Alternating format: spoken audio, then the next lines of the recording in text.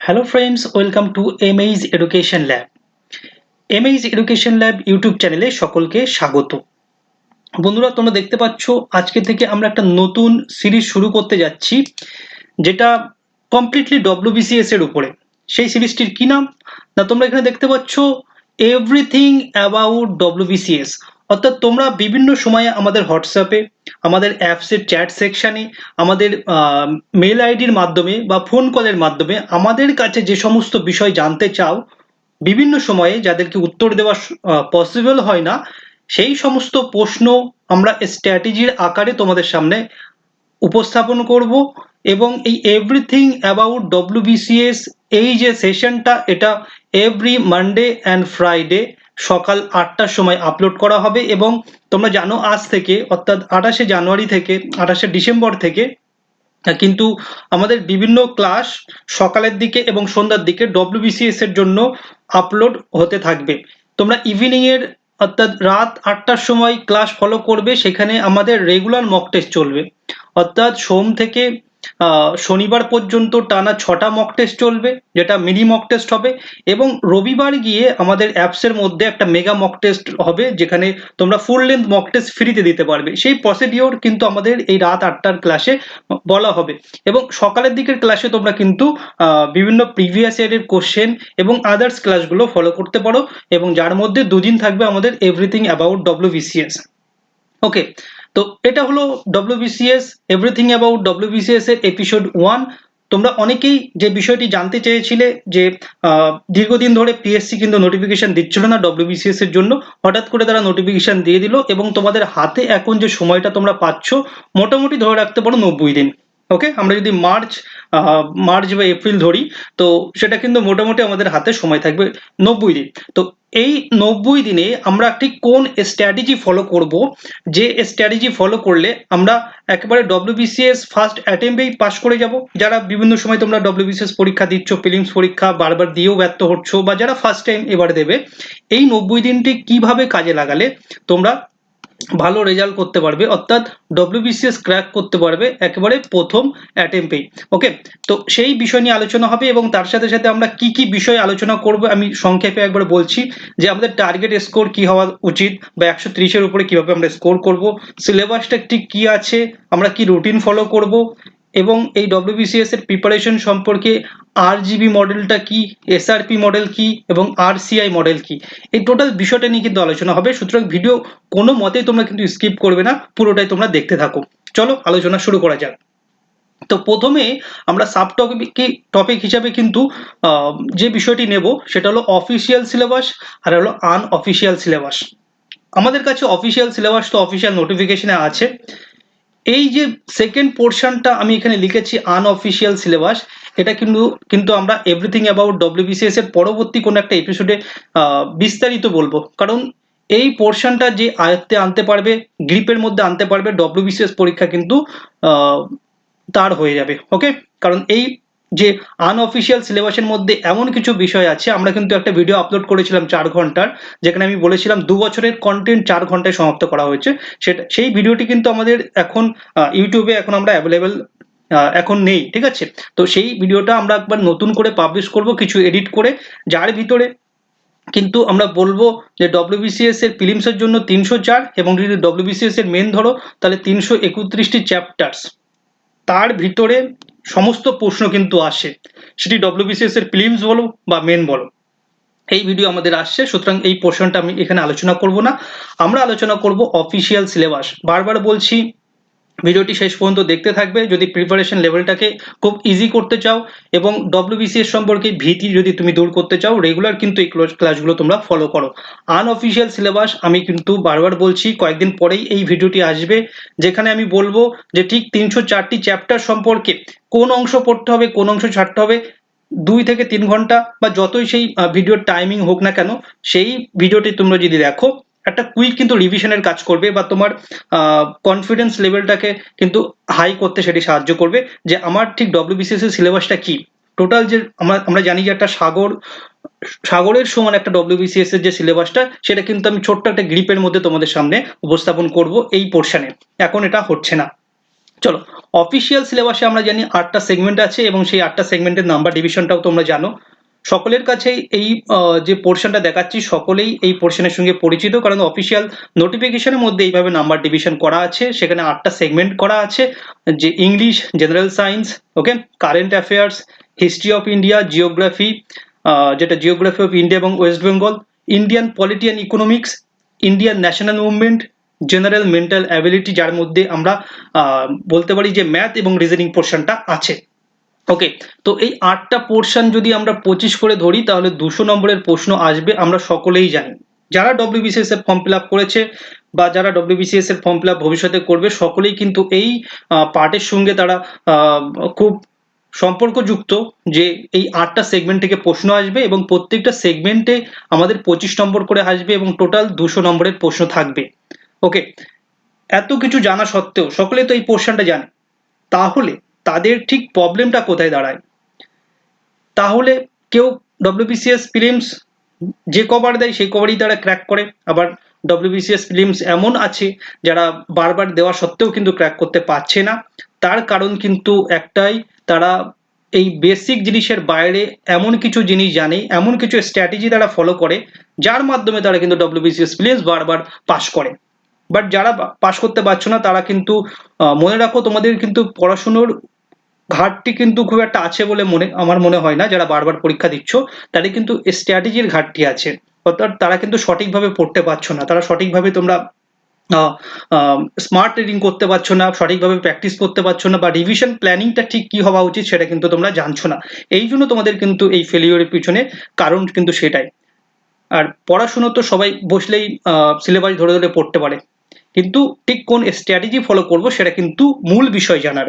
ওকে, তো আমরা আলোচনা অগ্রসর করার আগে তোমাদের যে বিষয়টি নিয়ে সংক্ষেপে বলবো সেটি হলো ডব্লিউবিসিএস 2021-এর প্রিলিমস পরীক্ষাকে টার্গেট করে আমাদের ব্যাচ 1 ব্যাচ 2 তো ফুল হয়ে গেছে, আমাদের ব্যাচ 3 লঞ্চ হয়েছে এবং মনে রাখবে এটা হলো লাস্ট ব্যাচ। এরপরে ডব্লিউবিসিএস প্রিলিমসের মক টেস্ট ব্যাচ আর আসবে না, এটা হলো লাস্ট ব্যাচ।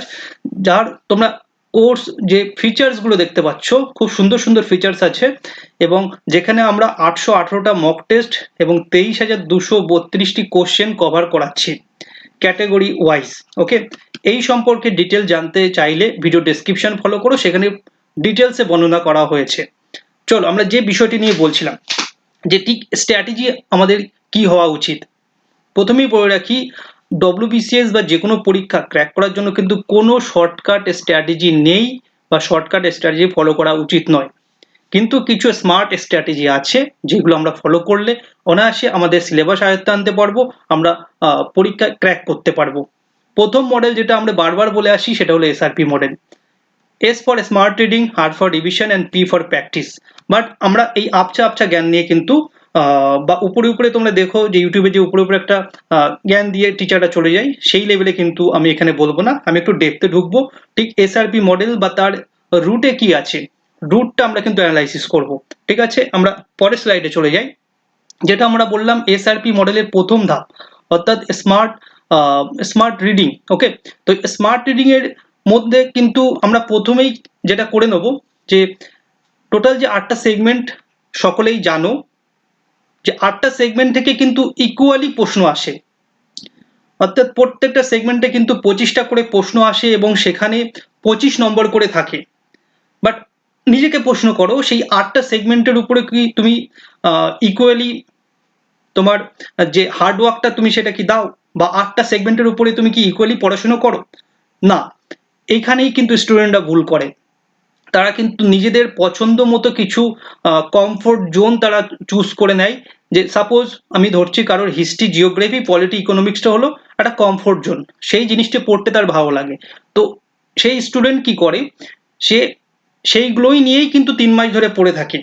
বাকি যে আরো কিছু সাবজেক্ট আছে যেখান থেকে প্রশ্ন জিজ্ঞাসা করা হয় প্রতি বছরেই, সেখানে কিন্তু তারা জোর দেয় না। আবার পরীক্ষা যখনই শেষ হয় তখন সে কিন্তু ভেবে পায় না যে আমি সারা বছর ধরে পড়লাম, 3 মাস ধরে খুব ভালো প্রিপারেশন নিলাম, কিন্তু আমার সিলেকশনটা হলো না কেন। তাদের কিন্তু, যেটা আমি বলবো মেন পয়েন্ট যেটা ভুল করে, যে আমার 8টা সেগমেন্ট আমাকে লেখা আছে, 8টা সেগমেন্টে ইকুয়াল নাম্বার আছে 25 নম্বর, তাহলে আমি কেন সেই 8টা সেগমেন্টে ইকুয়াল টাইম দেব না, কেন আমি সেই 8টা সেগমেন্টে ইকুয়াল তাদেরকে ভ্যালু দেব না। এই জায়গাটাই কিন্তু ভুল। ওকে, আমাকে ইকুয়ালি কিন্তু সেই 8টা সেগমেন্টের উপরে টাইম ইনভেস্ট করতে হবে এবং সেখান থেকে প্রত্যেকটা কোনো অংশ কিন্তু ছাড়লে চলবে না। তো আমাকে প্রথমে কি করতে হবে না, RGB জোন সিলেকশন করতে হবে, অর্থাৎ রেড জোন, গ্রিন জোন এবং ব্লু জোন। এটা কিন্তু সবার ক্ষেত্রে যে একই রকম জোন হবে সেটা কোনো কথা নয়, কিন্তু সাধারণত যেইভাবে হয়ে থাকে সেই অনুসারেই কিন্তু আমরা এই সিলেকশনটা করেছি। রেড জোন আমরা তাকেই বলবো যে পোর্শনটা স্টুডেন্টরা অ্যাভয়েড করার চেষ্টা করে এবং পরীক্ষা হলে ঠিক এই আন্দাজে মেরে দেবো, আন্দাজে গোল করব বা গেস করব, এই ভরসায় তারা পরীক্ষায় বসে। আবার ব্লু জোন যেটা, যে পোর্শনে আমরা জানি যে ম্যাথ, রিজনিং এবং কারেন্ট অ্যাফেয়ার্স আছে, এই পোর্শনের তোমরা নিজেদের সাথে রিলেট করো, আমি যে কথাগুলো বলছি নিজেদের সাথে রিলেট করো, কথাগুলো মিলছে কিনা অবশ্যই কমেন্ট সেকশনে জানাবে, ঠিক আছে? এই ব্লু জোন, ব্লু জোনটা কি না, এমন একটা জোন যেখানে স্টুডেন্টরা একটু ওভার কনফিডেন্সে ভোগে যে কারেন্ট অ্যাফেয়ার্স, ম্যাথ, রিজনিং এটা তো প্র্যাকটিস না করলেও আমি পরীক্ষার হলে পুরোটা আনসার করতে পারবো, ঠিক আছে? কিন্তু সমস্যা হয় কোথায়, কারেন্ট অ্যাফেয়ার্স এমন পোর্শন থেকে দিয়ে দিল যেখান থেকে হয়তো তুমি হার্ডলি 6-7টার বেশিও করতে পারলে না, বিশেষ করে লাস্ট 2-3 বছরে তোমরা যদি কোশ্চেনের ট্রেন্ড অ্যানালাইসিস করো। আবার ম্যাথ, রিজনিং এমন ভাবে দিল যে তুমি হয়তো সময়ের অভাবে, আগে তুমি প্র্যাকটিস করোনি, ওভার কনফিডেন্সে ভুগেছো, তার জন্য হয়তো তুমি যেখানে 20-র উপরে স্কোর করার কথা ছিল সেখানে তুমি হয়তো 12 থেকে 13 বা হার্ডলি 15 করলে, তার বেশি করলে না। সো এই ব্লু জোনটায় মেনলি প্রবলেম হয় ওভার কনফিডেন্স। ওকে, এবং গ্রিন জোন হলো তুমি ডব্লিউবিসি যেই পরীক্ষা দিকে না কেন তারা কিন্তু এই গ্রিন জোনটাকেই টার্গেট করে, ঠিক আছে? রেড জোন, ব্লু জোন তারা হয়তো অ্যাভয়েড করলো, সারা যে 3 মাস সময় পেলো তারা হয়তো পড়লোই না, তারা অনলি এই গ্রিন জোনেই কিন্তু আটকে থাকলো। ওকে, তো আমি সেই হিসাবে এখানে বলছি প্রত্যেকটা জোনে কিন্তু তোমাকে ইকুয়াল টাইম দিতে হবে। এবং আমি এখানে আরেকটা জিনিস বলবো যে সিলেকশনটা আমরা করলাম 8GB সিলেকশন, অর্থাৎ রেড, গ্রিন এবং ব্লু জোনে আমি সিলেকশন করলাম। রেড জোনে আমি কি রাখলাম, ইংলিশ এবং জেনারেল সায়েন্স।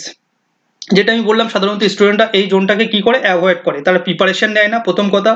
এবং দ্বিতীয় কথা হলো এই জোনটা যখন তারা পরীক্ষার হলে তারা বসে, পরীক্ষা দিতে বসে, তখন এই জোনটার জন্য কিন্তু তাদের নেগেটিভ মার্কিং হয়, তারা কারণ তারা এটা আন্দাজে একটা টিক মারে বা গোল করার চেষ্টা করে সেটার জন্য। ওকে, তো এই পোর্শনের উপরে তোমাকে কিন্তু যথেষ্ট টাইম ইনভেস্ট করতে হবে। আমি বলছি না তুমি তোমার সমস্ত টাইমটি এখানে দাও, বাট তোমাকে কিন্তু টাইম ইনভেস্ট করতে হবে এখানে। ওকে, আর দিনে প্রত্যেকটা সেগমেন্ট কিন্তু তুমি পড়বে, রেড জোনের সাবজেক্টগুলোও পড়বে, ব্লু জোনের সাবজেক্টগুলোও পড়বে এবং গ্রিন জোনের সাবজেক্টগুলোও কিন্তু তোমাকে পড়তে হবে এই স্মার্ট রিডিং এর মাধ্যমে। স্মার্ট রিডিং ঠিক কিভাবে করবে সেটা আমি পরের স্লাইডে আসছি, বাট তার আগে বলে রাখি তুমি এখানে কেমন তুমি টার্গেট করতে পারো, স্কোর কিভাবে তুমি এখানে টার্গেট করতে পারো। দেখো ইংলিশ এবং জেনারেল সায়েন্স যেখানে 50 নম্বর আছে, তো সেখানে তুমি 25 স্কোর করতে পারো, অর্থাৎ 50% এখানে টার্গেট রাখতে পারো। ওকে, যেটা ওভার কনফিডেন্সের যে জোনটাই তোমরা ভোগো, ব্লু জোন, সেটাকে তোমরা যদি প্রিপারেশন না নাও, প্র্যাকটিস না করো, শিওরলি কিন্তু তুমি পরীক্ষা হলে ওভার কনফিডেন্সের জন্য অনেক কম মার্কস পাবে। বাট এখানে কিন্তু ভালো স্কোর করা যায়। এখানে কিন্তু ওই অঙ্ক এবং যেটা রিজনিং সেখানে অনেকে 25-এ 25ও পায়। ওকে, আমি সাপোজ হচ্ছে তুমি এখানে 20 পেলে, আর কারেন্ট অ্যাফেয়ার্সে তুমি 25-এর মধ্যে 15 পেলে, তো খুব ইজি ভাবে তুমি 35 স্কোর করতে পারবে, ঠিক আছে? আর এই যে গ্রিন জোন, এই গ্রিন জোনটাকে তোমাকে কিন্তু সব থেকে স্ট্রং জোন বানাতে হবে। এই জোনে কোনো রকম কিন্তু উইকনেস আনলে চলবে না, বিকজ এখানে তোমার জিওগ্রাফি অফ ইন্ডিয়া আছে, ওয়েস্ট বেঙ্গল জিওগ্রাফি আছে, তারপরে তোমার পলিটি আর ইকোনমিক্স আছে। পলিটি ইকোনমিক্স দেখবে কোনোবার পলিটি একটু ইজি ভাবে দিলে ইকোনমিক্সটা একটু হার্ড হয়ে যায়, বা ইকোনমিক্সটা একটু ইজি কোশ্চেন আসলে পলিটি একটু বেশি কঠিন কোশ্চেন চলে আসে, ঠিক আছে? বাট এই যে ইন্ডিয়ান ন্যাশনাল মুভমেন্ট এবং হিস্ট্রি পোর্শন 25-25-50, এখানে কিন্তু তোমার 40+ স্কোর অবশ্যই করতে হবে, ঠিক আছে? তো এই দুটো পোর্শনে তুমি 40 ধরে রাখো, আর এখানে তুমি জিওগ্রাফি এখানে 18 ধরে রাখো, ইকোনমিক্স পলিটির এখানে 17 ধরে রাখো, তাহলেই কিন্তু তোমার 75 স্কোর হয়ে যাবে এই গ্রিন জোন থেকে। তাহলে তোমার রেড জোন থেকে 25 হচ্ছে, ব্লু জোন থেকে 35 হচ্ছে এবং গ্রিন জোন থেকে 75 হচ্ছে, ওভারঅল তোমার 135 স্কোর কিন্তু হয়ে যাবে তুমি যদি সঠিকভাবে প্ল্যান ওয়াইজ প্রিপারেশন নাও। ওকে, তো এই সিলেকশনের পরে আমরা চলে আসবো স্মার্ট রিডিং আমরা ঠিক কিভাবে করব। তো মনে রাখো একটা ডেডলাইন তোমরা ঠিক করো যে 28শে ফেব্রুয়ারির মধ্যে কিন্তু আমরা স্মার্ট রিডিং এর মাধ্যমে, স্মার্ট স্টাডির মাধ্যমে আমরা ফার্স্ট টাইম রিডিং কমপ্লিট করব। ফার্স্ট টাইম রিডিং এর মানেটা কি না, তুমি যখনই স্মার্ট রিডিং করতে চাইছো বা স্মার্ট স্টাডি করতে চাইছো, তার মেন শর্ত কি হবে না, অনলি ওয়ান মেটেরিয়ালস তোমাকে কিন্তু সিলেকশন করতে হবে। একটা মেটেরিয়ালস, একটা স্টাডি মেটেরিয়ালসকে তোমার বারবার পড়তে হবে, 10বার পড়তে হবে, ঠিক আছে? 10টা মেটেরিয়ালস একবার পড়ে কিন্তু কোনো লাভ হবে না, এটা কিন্তু মূল মন্ত্র স্মার্ট স্টাডিং। ওকে, স্মার্ট স্টাডির এটা মূল মন্ত্র, বারবার এটা আমি বলছি, মাথায় গেঁথে নাও। সেটা হলো only one materials 10 time read করো, 10 মেটেরিয়ালস 1 টাইম রিড করে কিন্তু কোনো লাভ হবে না। ওকে, এবার স্টাডি মেটেরিয়ালস আমাকে প্রশ্ন করবে, স্যার আমরা স্টাডি মেটেরিয়ালস কিভাবে সিলেকশন করব? দেখো, এই যে শর্ট টাইম তোমাকে বলছি, এখন কিন্তু স্টাডি মেটেরিয়াল সিলেকশন করে সেখান থেকে নোট বানিয়ে পড়া খুবই ডিফিকাল্ট ব্যাপার। তোমার কাছে যদি আগে থেকে কোনো স্টাডি মেটেরিয়ালস থাকে, তুমি যদি 1 বছর ধরে প্রিপারেশন নিয়ে থাকো কোনো একটা স্টাডি মেটেরিয়ালসের উপরে বেস করে, তাহলে তো খুব ভালো কথা। কিন্তু নতুনভাবে তুমি এখন বই কিনছো, কেউ লক্ষ্মীকান্ত কিনছো, এখন কেউ রমেশ সিং কিনতে যাচ্ছ, কেউ হিস্ট্রির জন্য মোটা মোটা কৃষ্ণা রেড্ডির বই কিনছো, এখন আন্ডারলাইন করবে, নোট বানাবে, তাহলে কিন্তু 2 বছর টাইম লেগে যাবে। ডব্লিউবিসিএস প্রিলিমস কিন্তু কোনো মতেই পাস করতে পারবে না। সুতরাং তোমাকে একটা রেডিমেড স্টাডি মেটেরিয়ালস কিন্তু কাছে থাকা অবশ্যই প্রয়োজন।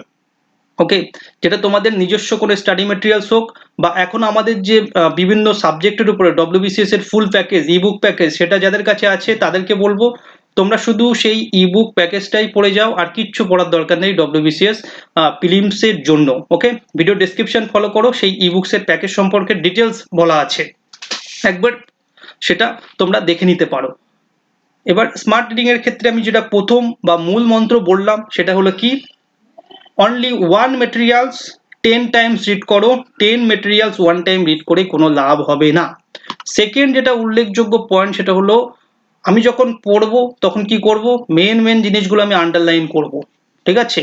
সাপোজ আমি একটা বড় প্যাসেজ পড়লাম 10 লাইন, সেখান থেকে আমি মেন 3টে লাইন আন্ডারলাইন করব, হাইলাইট করব কোন পয়েন্টটা এখানে বলা হচ্ছে, এই প্যাসেজের মধ্যে মেন থিম কি, সেটি কিন্তু আমি কিছু কিওয়ার্ডের মাধ্যমে হাইলাইট করব। ওকে, তো এইভাবে টোটাল যে 8টা সেগমেন্ট আমরা এইভাবে পড়বো, আর সেখানে আন্ডারলাইন, স্মার্ট নোট, এইভাবে বিভিন্ন রকম হাইলাইট, সমস্ত রকম ভাবে করে আমরা একটা স্মার্ট ওয়েতে কিন্তু এগোবো, এবং ফার্স্ট টাইম রিডিং হবে।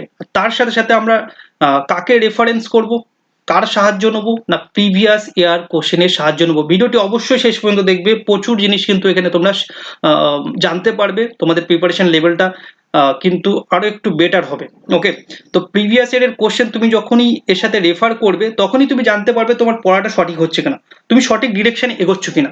ঠিক আছে, সাপোজ তুমি হিস্ট্রি তুমি পড়ছো, তুমি সাপোজ আমি বলছি সিন্ধু সভ্যতা পড়ছো, তুমি পড়ে গেলে একরকম, এবার কোশ্চেন দেখছো অন্য অ্যাঙ্গেলে জিজ্ঞাসা করছে, তখন বুঝবে তোমার পড়ার ডিরেকশনটা ঠিক হচ্ছে না।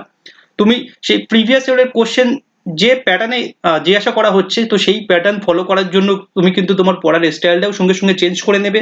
ওকে, তো সঠিক ডিরেকশন তোমাকে কিন্তু দেখাবে এই প্রিভিয়াস ইয়ারের কোশ্চেন, এটা কিন্তু অবশ্যই মাথায় রাখবে।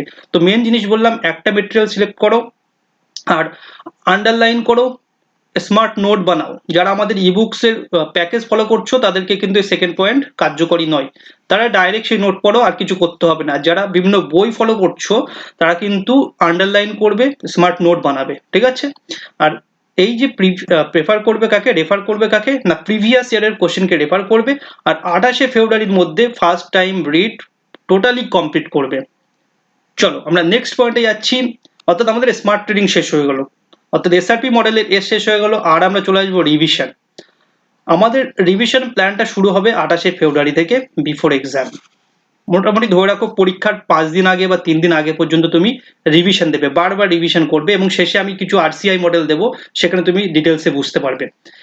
এবারে দেখো, এখানে যে ভুলটা করে স্টুডেন্টরা, সেই উদ্দেশ্যে কিন্তু আমি এখানে পয়েন্টটা রেখেছি যে হোয়াট ইজ অ্যাকচুয়াল রিভিশন, রিভিশনটা ঠিক কি।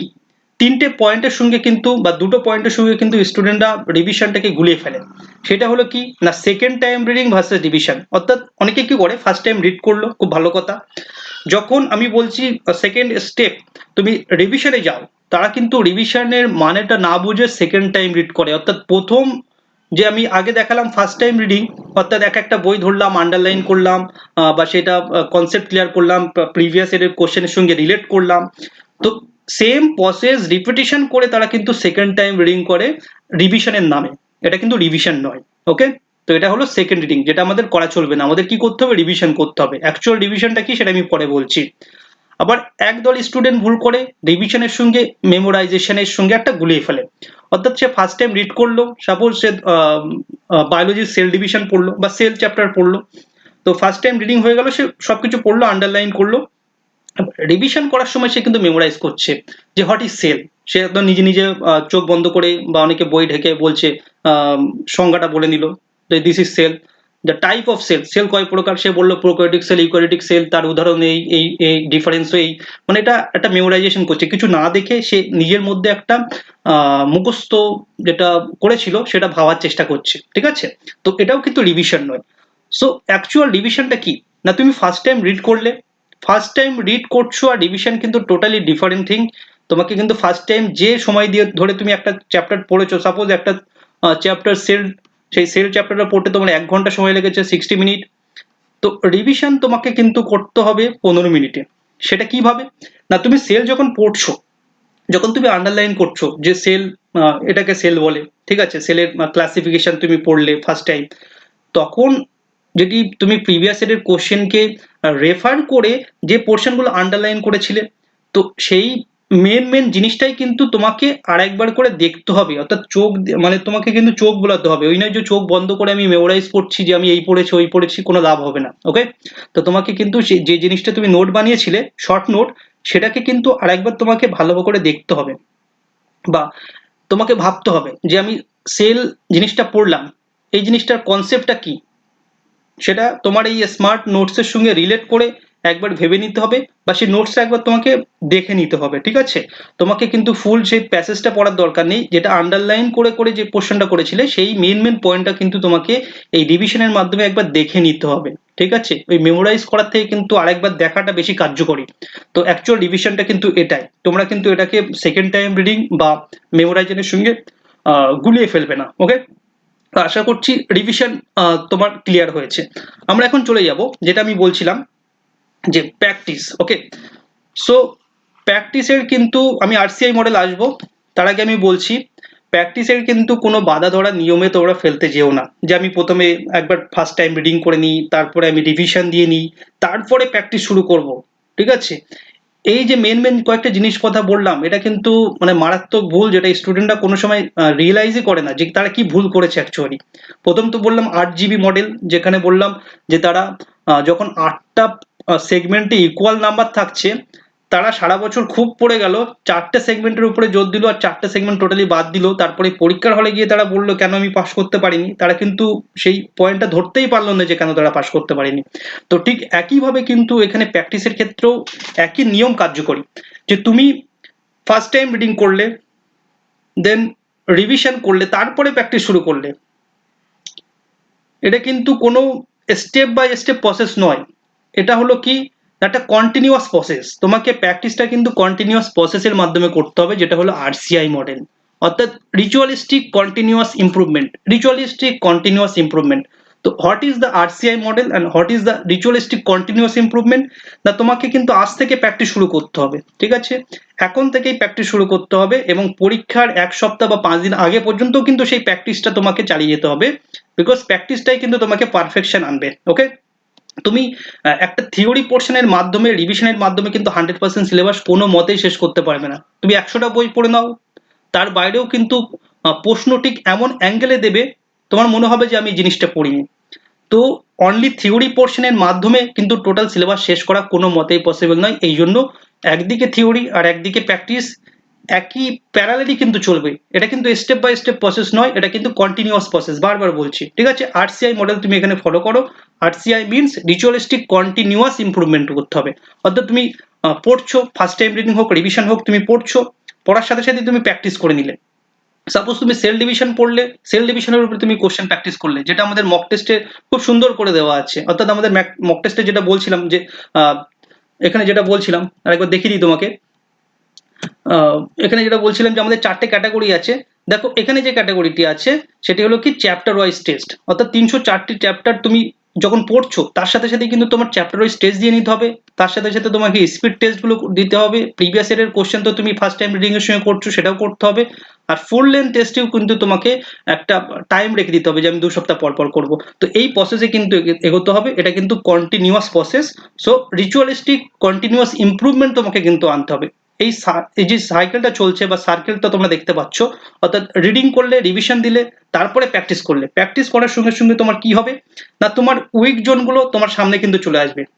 যেটা স্মার্ট র্যাঙ্ক অ্যানালাইসিস হয় আমাদের মক টেস্টের মাধ্যমে, যে তুমি যখন মক টেস্ট, সাপোজ তুমি সেল ডিভিশনের উপরে মক টেস্ট দিচ্ছ, যখনই তুমি সাবমিট করলে তোমাকে দেখিয়ে দিল যে এখানে 20টা কোশ্চেন আছে, তুমি 6টা পারলে, 14টা পারলে না। তো 14টা কেন পারলে না তার কিন্তু ডিটেলস এক্সপ্লেনেশন দেওয়া আছে, যে এই প্রশ্নের উত্তর এই এবং তার এক্সপ্লেনেশন হলো এই। তো এই প্রসেসেই কিন্তু তোমাকে প্র্যাকটিস করতে হবে, তোমার উইক জোনটাকে তোমার আইডেন্টিফাই করতে হবে এবং সেই উইক জোনটাকে তোমাকে আরেকবার রিডিং এর মাধ্যমে ইমপ্রুভ করতে হবে। ঠিক আছে, ইমপ্রুভ করতে হবে রিডিং এর মাধ্যমে। তারপরে আবার প্র্যাকটিস, আবার উইক জোন আইডেন্টিফিকেশন, আবার ইমপ্রুভমেন্ট। তো এটা ইমপ্রুভমেন্ট সাইকেল করতে হবে কন্টিনিউয়াসলি, কিন্তু এই তোমার ইমপ্রুভমেন্টটা আনতে হবে, তাহলেই কিন্তু তুমি একটা সঠিক জায়গায় পৌঁছতে পারো। ওকে, তো অনেকে ওই শর্টকাট মেথডে কিন্তু যেও না। এটা একটু স্মার্ট একটা মেথড, একটু কষ্টসাধ্য মেথড, বাট এটাকেই কিন্তু তোমাকে ফলো করতে হবে। অর্থাৎ এখানে আমি মেন জিনিস বললাম, প্র্যাকটিসটা স্টেপ বাই স্টেপ করো না। তুমি থিওরি পোর্শন পড়ছো, প্যারালালি প্র্যাকটিসটা করো এবং RCI মডেল ফলো করো। ভিডিওটি এখানেই শেষ হবে, কিন্তু আমি যেহেতু থাম্বনেলে বলেছিলাম রুটিন কি হওয়া উচিত, তো অনেকে আমাকে কমেন্টস করো, যেটা ইউটিউবের সেকশনে হোক বা তুমি ফেসবুকে বা হোয়াটসঅ্যাপে আমাকে মেসেজ করো যে স্যার আপনি ভিডিওর মধ্যে এমন কিছু কথা বলেন যেটা হয়তো একটু শুনতে খারাপ লাগে। ঠিক আছে, তো বলতে হয় মাঝে মাঝে। ওকে, তো এখানেও আমি বলবো রুটিন। অনেকে কিন্তু তোমাকে রুটিন ঠিক করে দেবে যে সোমবার সকালবেলা, অর্থাৎ সকাল 6টা থেকে 10টা, তারপরে আবার ডে রুটিন করে দেবে 10টা থেকে 5টা, তারপরে 5টা থেকে আবার রাত 10টা। সোমবারে বা মঙ্গলবারে যাই হোক একটা, কেউ ডে ওয়াইজ রুটিন করে দেয়, কেউ টাইম ওয়াইজ রুটিন করে দেয়, যে সকালে তুমি ম্যাথ করো, ইংলিশ করো, এখানে তুমি জিকে পড়ো, এখানে তুমি আবার কারেন্ট অ্যাফেয়ার্স পড়ো। কে মানে তারা তোমার রুটিন ঠিক করার কে? এই পোর্শনটা কিন্তু কারোর, তুমি মানে তোমার যে ফিলিংস, তোমার উইক পয়েন্ট, তোমার যে স্ট্রং জোন, সেটা কারোর পক্ষে কিন্তু জানা পসিবল নয়। তোমার রুটিন তুমি ঠিক করো। ওকে, শুধু তোমাকে জানতে হবে যে আমাকে 8টা সেগমেন্ট আমাকে একবার ফার্স্ট টাইম রিডিং করতে হবে, আমাকে রিভিশন দিতে হবে, আমাকে প্র্যাকটিস করতে হবে, ব্যাস।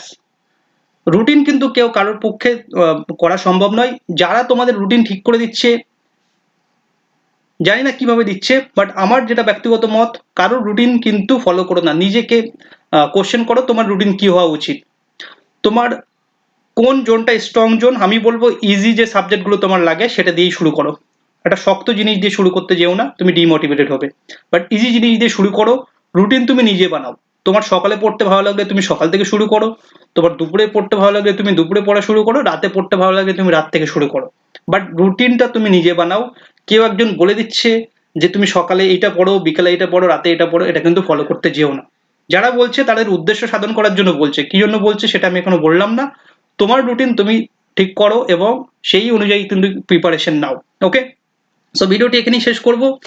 আহ, অবশ্যই বলবো যদি ভিডিওটি ভালো লাগে, যারা WBCS পরীক্ষা দিচ্ছে তোমার বন্ধু, তোমার ফ্রেন্ড সার্কেলের মধ্যে এই ভিডিওটি লিংক শেয়ার করো। যদি চাও এই ধরনের টপিক নিয়ে আরো ভিডিও বানাই, অবশ্যই লাইক করো এবং নতুন হলে আমাদের চ্যানেলটি সাবস্ক্রাইব করো। Thank you.